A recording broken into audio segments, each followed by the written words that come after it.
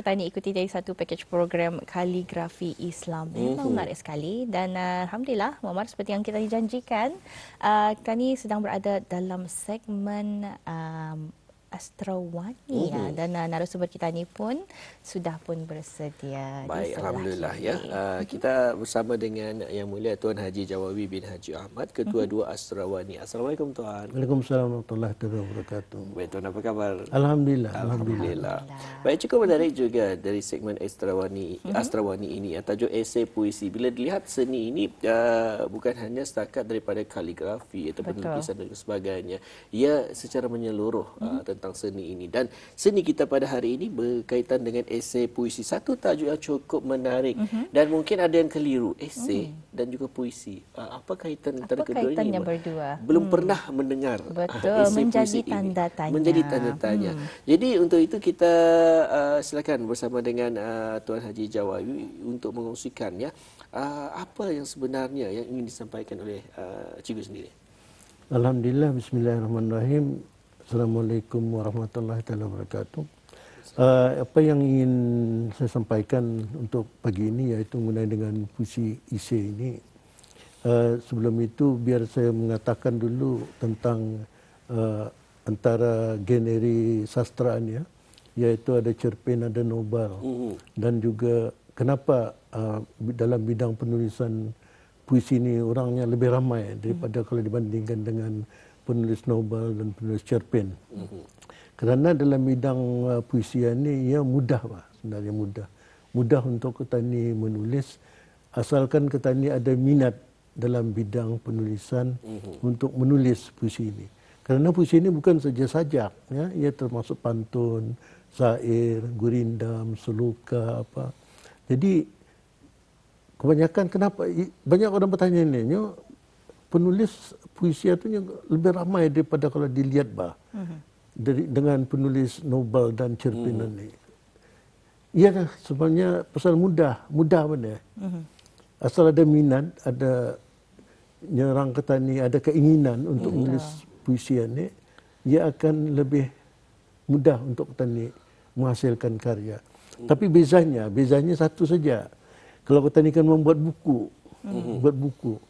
orang menulis novel, ia boleh membuat buku dalam 6 bulan misalnya. Ia boleh menyiapkan novel itu 6 bulan. Tapi bagi orang yang menulis sajak atau puisi, ia terpaksa mengumpulkan sajak itu kadang-kadang sampai bertahun-tahun. Sampai 2-3 tahun, 4 tahun untuk menyiapkan sajak itu sampai 100 tajuk dan seumpamanya kan. Jadi ini yang bezanya saja ni. Beza untuk menerbitkan. Sama je kalau misalnya menulis cerpen. Jadi kalau orang menulis cerpen ini senang sedikit Pak. Dia boleh menghimpunkan cerpen-cerpennya itu dalam 2-3 bulan kah, 4 bulan, 5 bulan kah. Ini yang bezanya. Sebab tu dari segi untuk menerbitkan buku memang bidang puisi memang lama menghimpunkan. Tapi dari segi kuantitinya memang ramai dalam bidang penulisan ini. Jadi sebab itulah dalam bidang penulisan puisi ini, kalau kan kita ni, saya sendiri pun baru mengikuti ni, sebenarnya puisi esei ini, puisi esei. Apa yang dinamakan puisi esei ini? Ia ada dua bahagian. Esei satu bahagian, puisi satu bahagian. Jadi dicantumkan jadi puisi esei. Inilah sesuatu yang kadang-kadang saya sendiri baru mendengar mula-mula ni kan. Baru beberapa tahun saya baru mengetahui ada puisi esei ini yang dikembangkan oleh pihak-pihak dari Indonesia.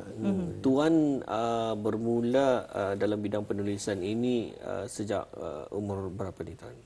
Saya sebenarnya mula menulis dalam tahun 1966. Mula menulis dalam bidang puisi. Saya tu bila saya membingkil dalam bidang puisi ini, saya tidak akan nyerangkan merendahkan penulis-penulis itu. Pasal apa? Memang dalam usia muda, usia remaja, kadang-kadang ketani akan membuat persoalan atau tema yang berbentuk kasih sayang, berbentuk percintaan.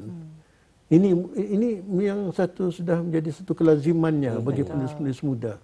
Kemudian ia akan baru berpindah kepada yang lebih serius lagi mengenai dengan negara, mengenai dengan kemerdekaan dan seumpamanya. Tapi asal penulisannya itu memang saya akui, saya sendiri pun mula-mula menulis memang bonsurkan jiwa muda-mudi, bercinta, itu kisah percintaan. Kemudian barulah beralih kepada yang lebih serius lagi. Inilah suatu kadang-kadang sebenarnya suatu keindahan yang boleh membentuk jiwa kita ni sebenarnya. Daripada kan berjiwa keras saja, tapi bila orang berminat dalam bidang puisian ni, ia akan berjiwa lembut bah, timbul rasa hormat, kasih sayang dan seumpamanya.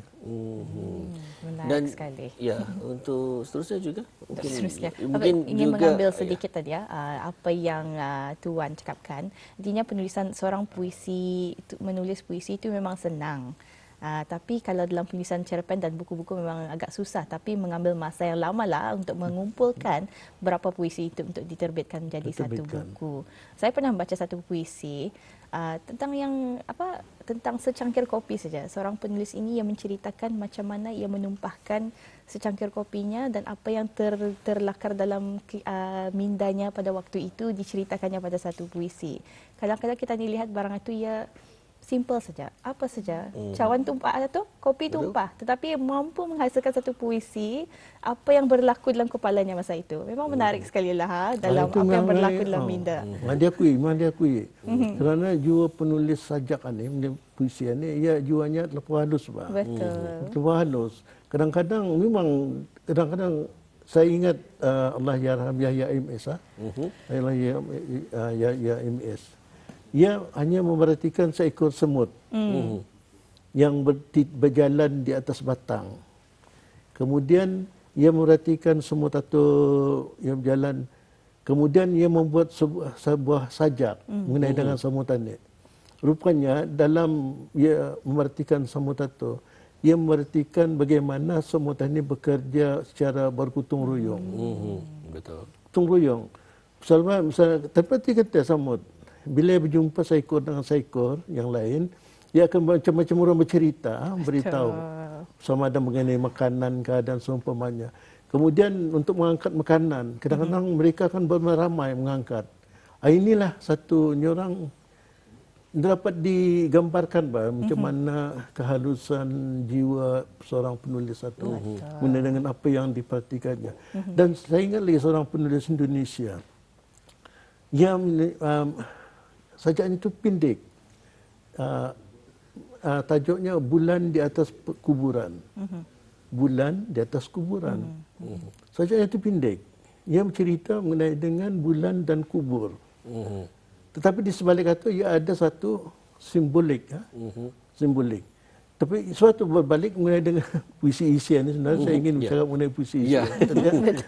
Sebenarnya itu puisi biasa. Ini mengenai dengan puisi isian ini kadang-kadang ia merupakan satu puisi yang panjang, Betul. Secara naratif, cara bercerita. Dan perlu apa yang kita ceritakan itu suatu yang nyata, suatu yang benar nyata, terjadi. Dan di bawahnya mesti ada kita buat nota kaki. Nota kaki yang menerangkan mengenai dengan sajak yang kita buat atau puisi yang kita buat. Tapi panjang. Cuma bezanya sajak isi dan sajak biasaan ia kalau kita mendeklimasikannya, kadang-kadang kata ni tidak tahu apakah ia sajak isi atau sajak biasa. Kecuali kalau tani menyatakan awal sajak tersebut sajak isi dan tani baca nota kakinya dulu, kemudian baru kita menyampaikan sajak itu, barulah kita tahu sajak itu ialah sajak isi. Kalau sekiranya dalam menyebut ada nota kaki, ia akan membaca biasa atau mendeklimasikan biasa, kita ni hanya akan mengetahui bahawa sajak itu sajak biasa. Bukan sajak isi. Kerana sajak isi ini ialah sajak yang baru, sajak yang baru dikembangkan di Indonesia. Sedangkan di Malaysia dan di Brunei belum ada belum berapa orang belum berapa tahu sajak isi ini. Tetapi kebanyakan penulis-penulis Ketani sebenarnya mereka sudah mula ada dulu sudah nulis puisi isi ini. Tapi malangnya tidak ada membuat nota kaki. Tidak membuat nota kaki. Bah. Macam sajak yang baruan ni pernah sekali misalnya Minah tetap dipancung. Minah tetap dipancung yang ditulis oleh Denny JA ni dari Indonesia. Ini kisah benar. Minah pasti dipancung. Kisah seorang ammah yang bertugas di Arab Saudi. Dan ammah ini membunuh majikannya. Kemudian ia dibicarakan, akhirnya ia tetap jadi hukum pancung. Walaupun ia cuba mempertahankan maruahnya dan ia terpaksa membunuh majikannya. Baik. Tetapi ia tetap juga dihukum pancung. Kerana itu undang-undang daripada Di Arab Saudi. Ini Puisi Ise. Dan Puisi Ise ini pernah didramakan di waktu saya menghadiri di Kota Kinabalu. Festival antarabangsa kesusastraan dan Puisi Ise. Pernah didramakan, dipentaskan. Ya, mengenai dengan kisah Minah pasti dipancung. Tapi dia berdialog lah tu, diceritakan sejauh Tidak, ia seorang berdialog. director. Berdialog. Ia menggunakan sajak tersebut. Sajak itu dijadikannya dialog. Baik, ingin kami mengetahui je Tuan, apa sebenarnya kepentingan puisi esei berkenaan dengan adanya nota kaki tersebut? Ya kita faham, ia adalah untuk menjelaskan, tapi mungkin ada kepentingan yang lain juga dengan adanya nota kaki tersebut. Sebab apa? Mengenai dengan puisi esei ini, sebabnya nota kaki ini yang membantu, yang menolong pada sajak atau puisi yang kita ni buat. Kerana setiap puisi esei yang kita ni tulis adalah merupakan cerita yang benar-benar terjadi. Yang benar-benar terjadi. Sebab itu kebanyakannya kita ni sebenarnya sudah mula ni. Sebenarnya sudah dulu sudah dia pernah menulis puisi esei ini, cuma ada nota kaki. Umpamanya sajak yang ditulis oleh Adi Rumi, Mufti kita ni. Ia seringkali menulis sajak bila balik daripada luar negeri. Menulis sajak. Jadi sajaknya itu bercerita mengenai dengan apa yang dilihat oleh Adi Rumi ini sendiri, mengenai dengan keadaan kehidupan. Ini satu kenyataan. Ia bukan kelakar, tidak berdusta. Tidak berdusta ni. Puisi esei ini tidak berdusta. Ia merupakan cerita yang benar-benar terjadi. Dan saya pernah sendiri ni, menulis dulu, pernah menulis sajak. Tetapi oleh sebab tidak ada nota kaki, ia tidak dapat diterima sebagai puisi esei. Kerana saya pernah dulu waktu tani sekolah dulu, waktu dami-dami tato kan. Saya dulu memang bersekolah di Miri dulu, bukan di Brunei. Jadi bila sekolah, tahu kalau ada Cina mati, ia lebih suka kalau sekiranya orang menangis, bah. Sebab jadi bila orang ramai menangis, seolah-olah jenazah yang dorang ini itu akan orang mendapat rahmat, bahkan kebaikan. Jadi kadang-kadang kami bila melihat dan ikut saja menangis, berupaya ikut menangis lepas baris. Kena bari dalam 50 sen dulu, 50 sen tahun 60-an atau tahun 50-an, 50 sen apa tu berharga tu duitnya. Jadi lepas menangis biasa kena bari duit keluar. Keluar tu. Jadi ini saya pernah ceritakan. Saya ceritakan dalam sebuah puisi mengenai dengan kisah-kisah perjalanan yang lama dulu kan. Jadi sebenarnya ini puisi esei. Tapi lepas ada nota kaki, tidak dapat diiktiraf sebagai puisi esei. Jadi syaratnya ialah puisi esei ni satu kisah yang benar. Dua perlu nota kaki. Jadi dua itu saja. Dan itulah Tuan, kalau kita perhatikan kebiasaannya pengkarya esei dan juga sebagainya ini pasti menimbulkan banyak spekulasi ataupun pemikiran orang lain mengenai apa yang ingin disampaikan oleh si penulis berkenaan. Jadi mungkin dengan adanya nota kaki tersebut, ini membuatkan kurang orang membuat pemikiran yang berlainan daripada apa yang ingin disampaikan oleh penulis. Inilah selalunya sebenarnya. Kadang-kadang kita ni sebenarnya menulis sajak ni, kita ni menyerahkan kepada pembaca. Tadi menyerahkan kepada pembaca untuk menilai apa yang kita ni tulis. Kecuali kita ni menulis satu tanpa ada menggunakan kata-kata yang pembayang maksud dan simbolik, perkataan simbolik. Tetapi merupakan cerita yang benar-benar terjadi. Orang tidak akan dapat menafsirnya. Sampai sudah tahu cerita tu kan. Betul. Tahu. Tetapi ada setengah-setengah orang juga walaupun cerita tu kita ni buat nyata, cerita yang benar. Ya. Tapi bagi penafsir, ia sengaja benda sekarang penafsiran ni ia sengaja memandang lebih jauh lagi, Pak. Betul. Kita tulis satu. Pernah misalnya saya pernah menulis sebuah sajakan mengenai dengan seorang perempuan, seorang isteri yang setiap hari berdoa untuk mati. Kemudian dia sentiasa membuka jendela. Tapi bila orang mengkritik, seorang pensarah Allahyarham Dharma Wijaya dari Universiti Melaya membuat kritikan mengenai sajak tersebut. Ia beralih kepada soal politik, soal negara dan seumpamanya. Nah, inilah kadang-kadang sesuatu yang menyerang, yang bertentangan dengan maksudnya apa yang diinterpretasikan dengan pelbagai cara. Berbagai cara. Tadi dia boleh menyalahkan betul. Tadi dia menyalahkan. Kerana memang haknya sebagai seorang pembaca yang mulas, mengkritik. tadi hanya menerima. Itu sebabnya. Jadi Baiklah. itulah ada kepentingannya nota kaki dalam penulisan puisi esei berkenaan. Baik, ada kita akan kembali selepas ini berehat seketika kembali untuk mengikuti bersama bagi segmen Ekstrawani.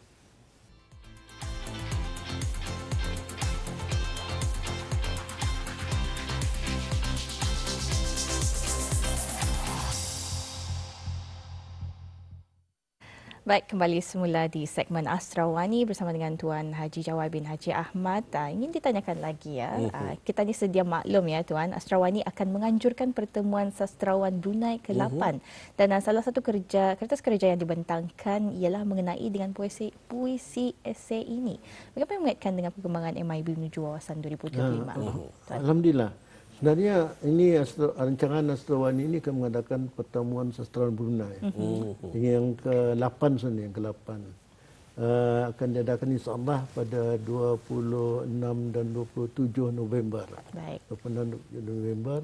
Khusus saja untuk penulis-penulis dan penggiat-penggiat sastra di tanah air Ketani. Tapi walau macam mana pun ini jurang-jurang kalinya kami menjemput 2 orang peserta daripada luar negeri dan daripada jiran Ketani lah, dari Sabah dan daripada Miri. Iaitu dari Sabah, Tani menjemput Dato' Jasni Madlani. Beliau ni memang bidangnya bidang puisi esei ni. Kemudian dari Miri, Ketua Satu Putra, Jenal Abidin. Jadi sebenarnya tujuan kami menjemput mereka ni ialah satu di antaranya ialah mengenai puisi esei ni. Walaupun puisi esei ni ia merupakan cerita, kami akan cuba di sana, saya sudah berbincang-bincang dengan Dato' Jasnia ni, kalau boleh ia mengaitkan puisi esei ni dengan Islam, Melayu Islam Beraja. Macam mana Ketani boleh menuju ke wawasan Ketani 2035. Sebab puisi esei ini kita tahu bahawa ia merupakan cerita yang benar-benar nyata. Bukannya Ketani akan direka-reka, bukan. Tapi ia akan dapat dijadikan sebagai satu cerita yang nyata, umpamanya kisah Islam. Kisah misalnya, kisah pahlawan-pahlawan Islam. Ketani boleh menjadikannya sebagai satu cerita dalam puisi esei. Ketani boleh membuat catatan di sana. Orang dah boleh mengubah lagi ini. Orang tidak akan dapat membuat satu tafsiran lain. Kerana ada catatan nota kakinya di bawah mengenai dengan misalnya cerita Saidina Umar, Saidina Osman misalnya kan. Jadi kita jadikan satu puisi yang panjang, puisi esei. Itu je misalnya dari segi perkembangan di negara kita ni misalnya, mengenai dengan kaitannya dengan Melayu Islam Beraja, mengenai dengan MIB. Sebab itu kami memilih pertemuan sastrawan Brunei kali ke-8 ini ialah mengenai dengan temanya Falsafah Negara Melayu Islam Beraja MIB dalam sastra sumbangan ke arah mencapai wawasan Brunei 2035.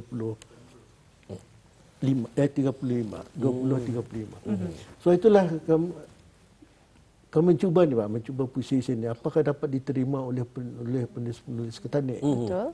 Dapatkah tapi bagi saya memang ya mudah sebenarnya ya. Dia kelakar Pak. Menulisan ni, sajakan ni.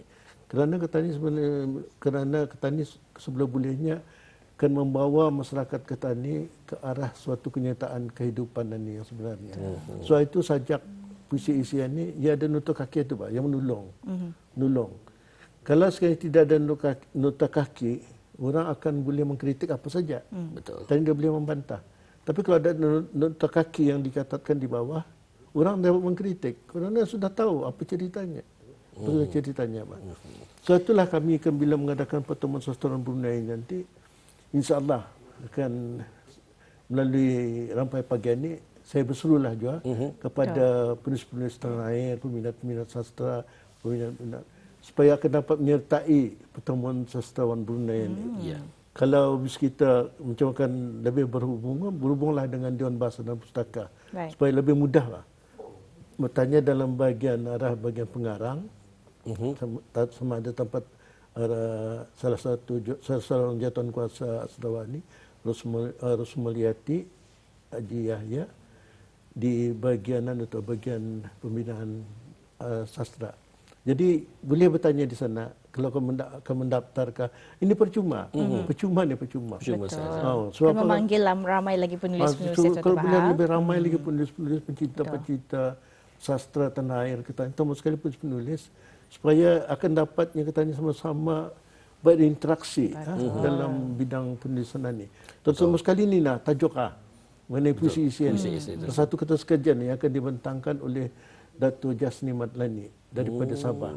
Kerana beliau masa ini boleh katakan mengembangkan puisi isian di Sabah. Ia ada hubungan dengan pihak Indonesia.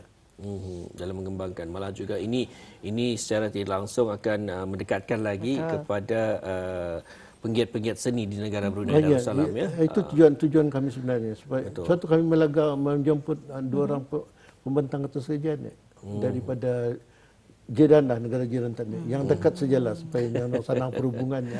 Betul. Perhubungannya dari segi perbelanjaan dan semuanya. Betul, alhamdulillah. Dan ini dibukakan untuk orang ramai lah untuk mendapat berkongsi buah fikiran mereka masing-masing, menceritakan pengalaman-pengalaman mereka. Hanya dibukakan pada semua sekali siapa saja yang berminat dalam bidang penulisan atau walaupun dia bukannya seorang penulis tapi ia meminati atau berminat dalam bidang penulisan ini, ataupun orang biasa-biasa saja yang ingin mengetahui apa dia sebenarnya orang penulis-penulis tanah air kita ini.